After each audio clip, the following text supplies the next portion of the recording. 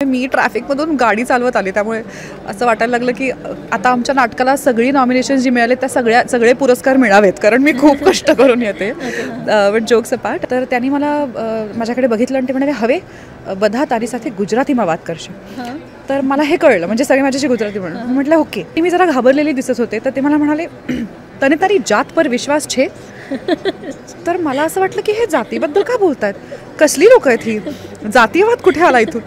तर मी त्यांना काही उत्तरच दिलं नाही. मी आपलं हां करत निघून गेले. इतका माझा जवळचा संबंध आहे नाटकाशी, आणि मी नाही समजावून सांगू शकत. जेव्हा बाकी सगळीकडचा प्रकाश बंद होतो आणि फक्त त्या रंगमंचावर प्रकाश उरतो आणि तिथे आपण उभे असतो, तेव्हा काय जादू केल्यासारखं फिलिंग असतं. तर मी अक्षरशः लुंगीसारखी ती सलवार अशी उलटी केली आणि अशी ती बांधली, आणि मग त्याच्या पुढचा थोडा अजून प्रयोग केला ह्या धास्तीत की आता हे कधी पडेल. चांगल्या गोष्टी मी आवर्जून लक्षात ठेवते आणि वाईट गोष्टी मी पूर्णपणे डोक्यातून काढून टाकते.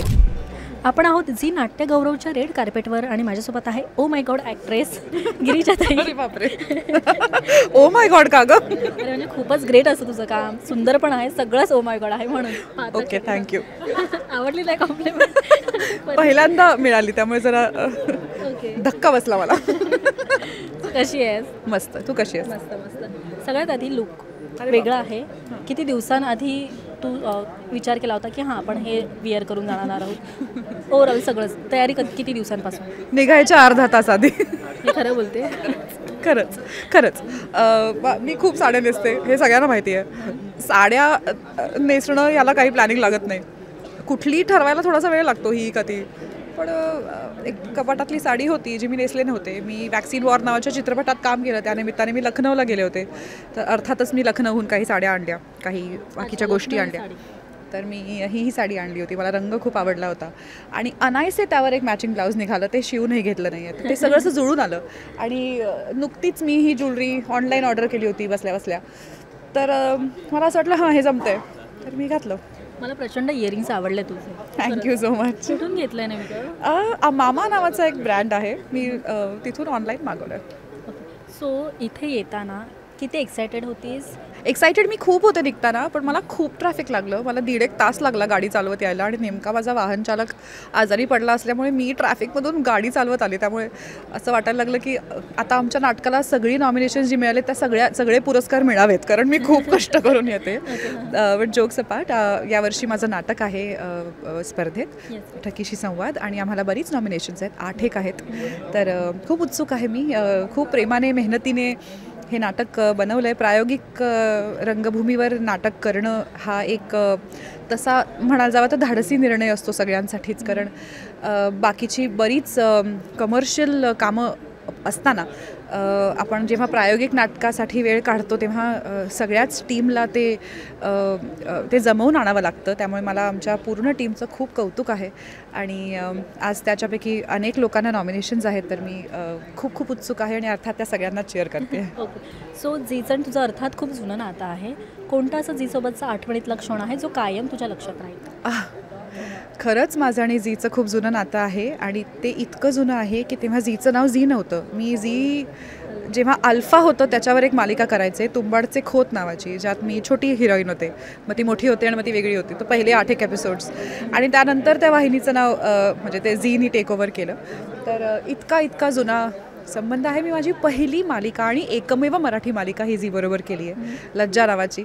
2009-10च्या सुमारास मी ती मालिका केली होती, आणि सगळाच प्रवास अत्यंत सुंदरच आहे. झीची सगळी टीम, मी जेव्हा काम करायला सुरुवात केली तेव्हा अगदी नवीन जॉईन झालेले क्रिएटिव्स, नंतर इव्हेंच्युअली चॅनल हेड्स झाले, आणि मी सगळ्यांचाच प्रवास पाहिला आहे. त्यामुळे खूप कौतुक वाटतं, खूप छान वाटतं, आणि नेहमीच घरी आल्यासारखं वाटतं. गिरीजाताई, तुझं पहिलं नाटक कोणतं होतं, आणि त्यातला पहिला असं काही गोंधळ उडायला वगैरे असा काही क्षण होता का? मी आत्ताच मगाशी म्हणत होते, मी एका बालनाट्यात काम केलं होतं. ते व्यावसायिक नव्हतं, ते असंच एका कार्यशाळेच्या शेवटाला होतं. त्यात मला काकडीची भूमिका दिली होती.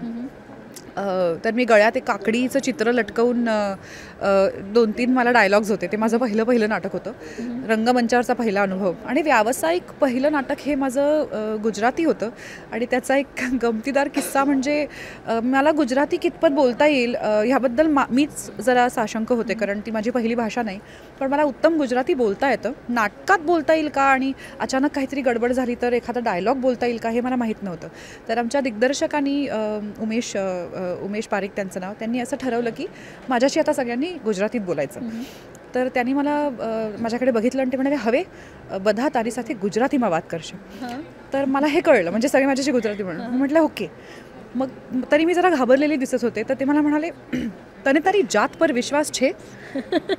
तर मला असं वाटलं की हे जातीबद्दल का बोलतायत, कसली लोक आहेत ही, जातीयवाद कुठे आला इथून.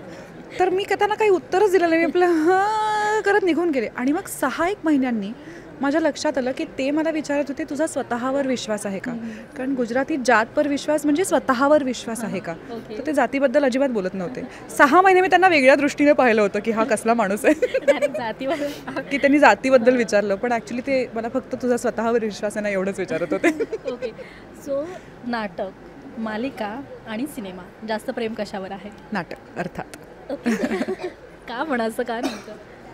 एकतर माझा जन्म हा एका नाटक करणाऱ्या माणसाच्या घरात झाला आहे. माझ्या जन्माच्या वेळेला म्हणजे अगदी मी जेव्हा हॉस्पिटलमध्ये होते तेव्हा दीपस्तंभ या नाटकाची रंगीत तालीम सोडून माझे वडील मला बघायला आले होते.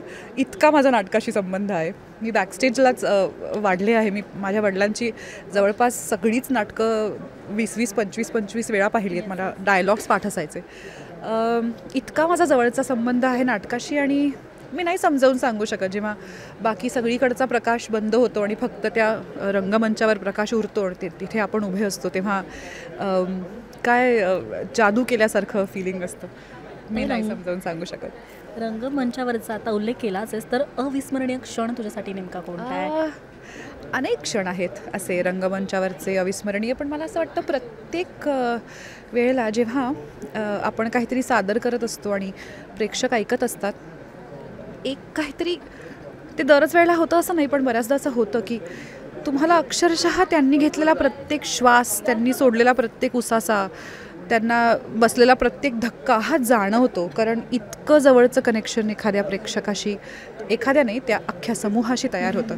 आणि ते जेव्हा होतं ना तेव्हा तो प्रयोग सादर करताना खूप वेगळी मजा येते.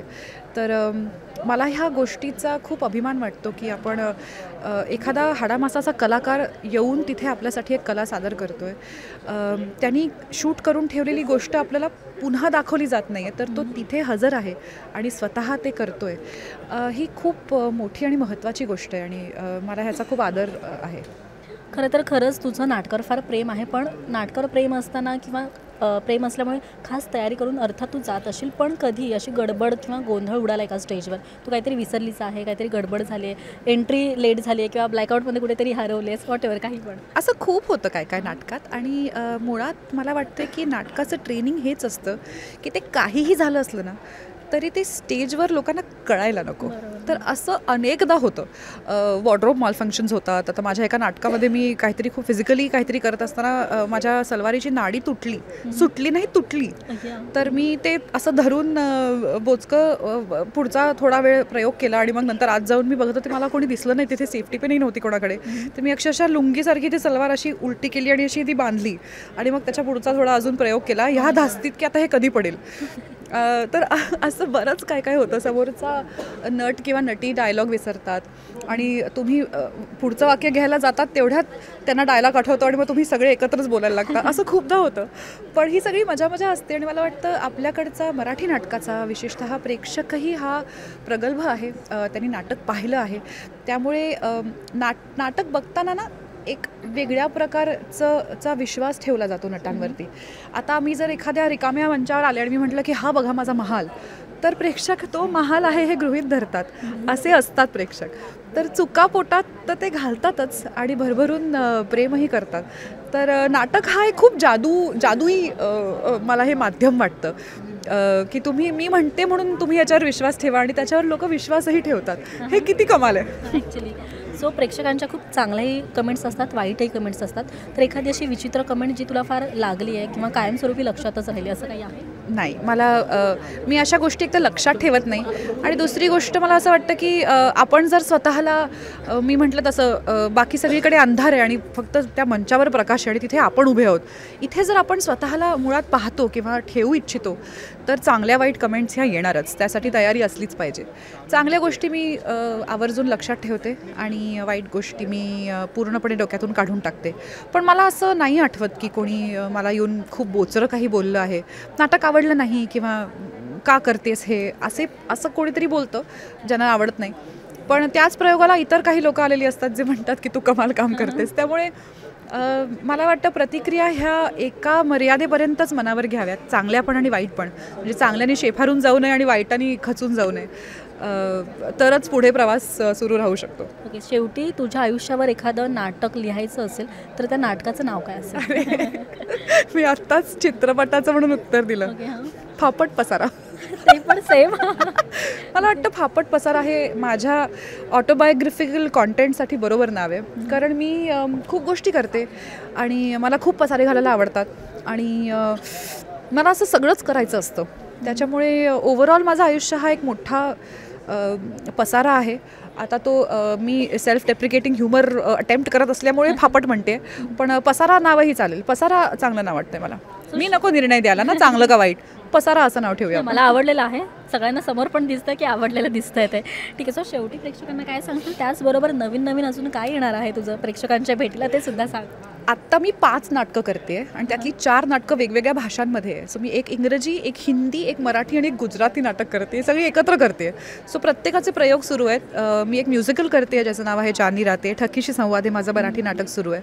गौहर नावाचं माझं एक इंग्रजी म्युझिकल पण सुरू आहे आणि खिचिक नावाचं एक हिंदी नाटक पण सुरू आहे.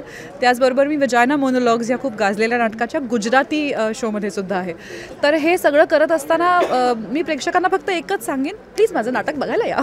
Yes, thank you so much. खूप खूप शुभेच्छा तुला पुढील वाटचालीसाठी आणि तुझे नाटक असेच सगळ्यांपर्यंत पोहोचत राहू. Thank you so much. Thank you so much.